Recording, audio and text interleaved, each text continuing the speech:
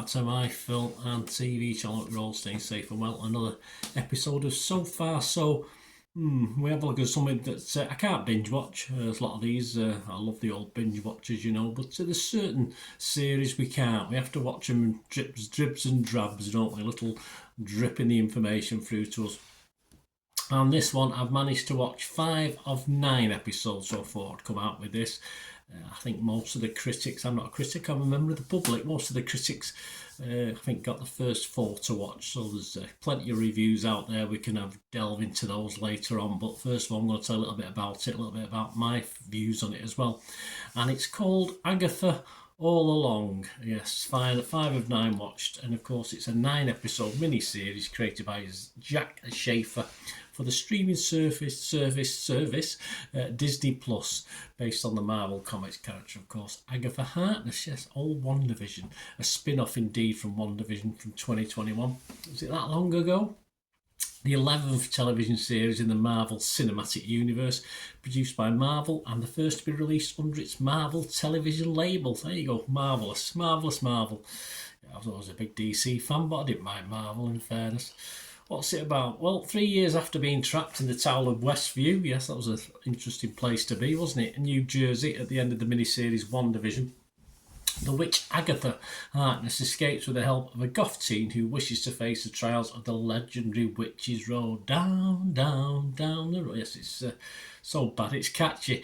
Without her magical powers, Agatha and the team form a new coven of witches to face the trials. It probably could have been harder. It all seemed quite simple for a girl, someone like Agatha who was not wanted anywhere, wasn't it? While contending with some of Agatha's old enemies, so they raise their ugly heads. We'll have a look at who's in it, who's reprising the roles and who's new to it, etc. Please, if you are new to the channel, I do try and inform and entertain. Everything film and TV, reviews like this, information vlogs. So if you can support me by pushing that subscribe button, push the bell notifications, and all these vlogs are coming out.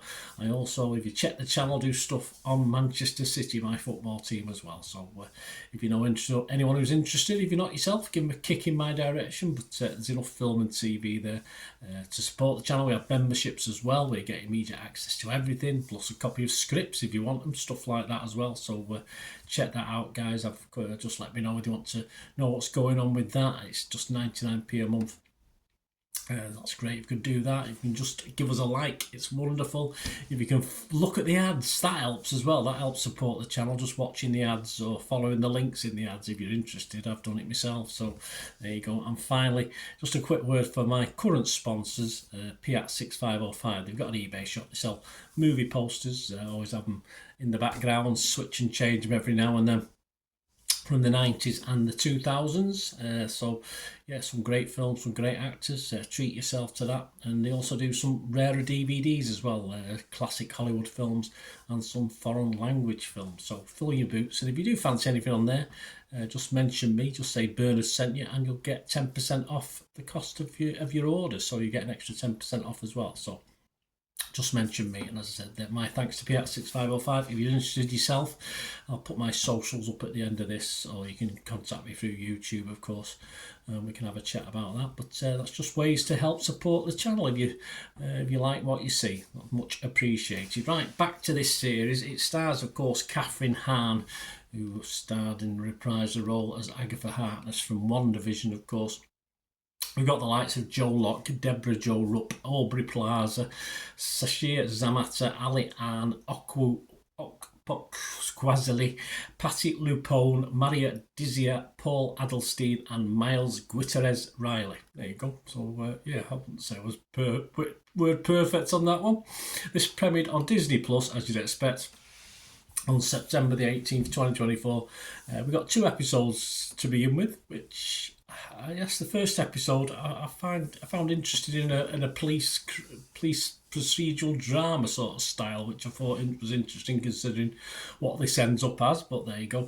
The next 5 episodes were released weekly until October the 23rd, and the final 2, yes, you're going to get the final 2 in one go, on October the 30th, if you're that way inclined. I'm doing this review, guys, on the 10th of October 2024, so any comments or other people's comments or my comments are always at that date.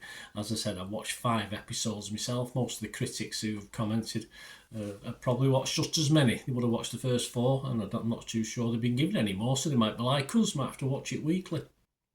My thoughts, I thought it was a pretty interesting road trip overall for our an eventual witch's coven. We even get the odd witchy ballad thrown in to fight a demon or two. Well, it is Disney, so you have to put the odd formulaic song in, don't they? But that sort of sticks in your mind even though you don't want it to. For me, though, sadly, it just lacks a little bit of spark this at times. It's watchable enough, but a little mundane, and it's supernatural storytelling, all sort of done in a studio. There's no great vast landscapes with this one. It's all has that old-fashioned Star Trek studio feel, but it's all done on a budget, of course. And I sort of missed that first episode linking with a murder, because I sort of thought, I wouldn't mind seeing a little bit more of that, in fairness, but it sort of left that quite quickly. I like WandaVision to the extent I quite really like WandaVision. It was different. That was the thing of it, and this sadly isn't that different. It gets stuck in a bit of a routine with its storytelling, and it feels very Disney type in its sort of conveyance belt style story as well. It is a strong cast, which helps. There's reasonable chemistry. Han, of course, is quality. I like Han, but generally underused for me.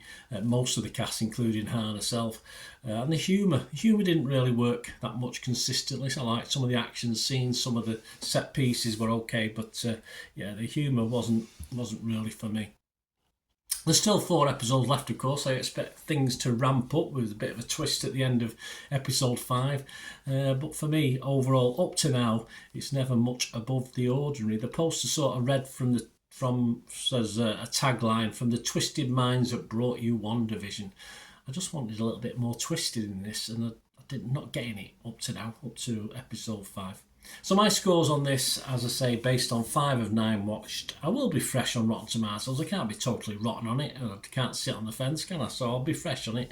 But I will be mixed on Metacritic. And I've got to give this just under my watchable score, which means I can't really heartily recommend it, but it's okay. It's a 5.5 out of 10 I'm going to give this. Let's have a look at some of the other scores. Rotten Tomatoes, 68 fresh, 25 rotten. That's good. 6.8 out of 10. Very positive. Metacritic, 66% positivity with 32 critics. The positives including The Guardian's Lucy Mangan. She scored it 100. Lucy liked it. Lucy's quite mean sometimes on scores, but she liked it. She scored it 100. She said, the Coven and more peripheral characters, many of whom are returning from WandaVision, don't have a weak link. And the script is burnished to a high shine and slips seamlessly from comedy to tragedy and back again. There is plenty of action but plenty of depth too. It's a perfect show for Halloween season, but an absolute treat any time at all. Ben Travis, he liked it, not quite as much. He gave it 8. He said, a charming concoction of snappy humour, strong performances and enchanting nostalgia that makes the perfect pre-Halloween viewing. Catherine Hahn's sheer magnetism alone will have you spellbound. And the so-so review, Angie Hahn from Hollywood Reporter, she gave it 60. She said, as anyone might expect of such a stacked cast, it's a pleasure simply to hang out in their midst. They are a whole high-key hate Agatha for apparently good reason, just adds to the fun. It's the actual storytelling that tends to be hit or miss. I'd agree with that. And the negative, let's go to Ed Power from The Telegraph. He only gave it 40. He said, it deserves credit for pushing against Hollywood ageism by casting largely middle-aged female leads. Yes, it's quite interesting and the demographic this is aiming for, say, especially with that cast. Anyway, he goes on, but good intentions go only so far, and not even a performer operating at Hahn's levels of twinkling charm can bring this moribund affair to life. So he didn't really like it. About the users, Joe Public, Rotten Tomatoes users, 81% positivity. I have no idea how many that is. Metacritic users, a little bit down, 5.1 out of 10, so not far off to me. But Internet Movie Database, over 22,000, so it's a fair sample, let's say. 22,000 scores and reviews. And it's getting 6.8 out of 10. There you go. So a little bit higher than I'm coming up with, but a lot of people like it. So I certainly wouldn't put you off, but I can't totally recommend it. Let me know what you think, guys. Anyway, however many episodes you've watched, have you stopped watching it? Let me know if you've given up on it. Certainly watchable first and second episode, but perhaps you're getting a bit, you might have given up on it. Let me know why. Anyway, it'd be great to hear from you, or anything to do with film and TV. My socials are on screen. You want to contact me about supporting me in any way, and anything I can do for you, which is what it's all about.